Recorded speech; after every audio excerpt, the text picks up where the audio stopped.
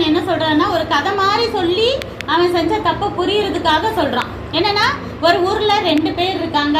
அதுல ஒருத்தன் வந்து ரொம்ப வசதியானவன், அவங்கிட்ட நிறைய ஆடு மாடு இருந்துச்சு. இன்னொருத்தன் ஏழை, ரொம்ப ஏழை, அவன்கிட்ட ஒரு சின்ன ஆட்டுக்குட்டி ஒண்ணுதான் இருந்துச்சு. அப்போ அந்த பணக்காரன் என்ன செய்யறான், அவன் வீட்டுக்கு ஒரு கெஸ்ட் வந்திருக்கான்.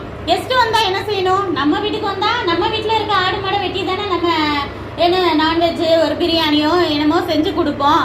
அவன் என்ன செய்யறான், பக்கத்துல இருக்கிற ஒரு ஏழையோட வீட்டுல இருந்த சின்ன ஆட்டுக்குட்டி, அதுவும் அவன் கிட்ட அந்த ஏழை கிட்ட அந்த ஆட்டுக்குட்டி ரொம்ப பாசமா இருந்துச்சான். அவன் சாப்பிடும் போதே பக்கத்துல அதுவும் உட்காந்து சாப்பிடுமா, அவன் மடியில தான் படுத்து தூங்குமா, அவனுக்கு பிள்ளை மாதிரி இருந்துச்சான். அவ்வளவு பாசமா வளர்த்துட்டு இருக்க ஆட்டுக்குட்டிய போய் இழுத்துட்டு வந்து அதை அடிச்சு நான்வெஜ் செஞ்சு அவன் கெஸ்ட்டுக்கு கொடுத்தானா? இது சரியா தப்பா?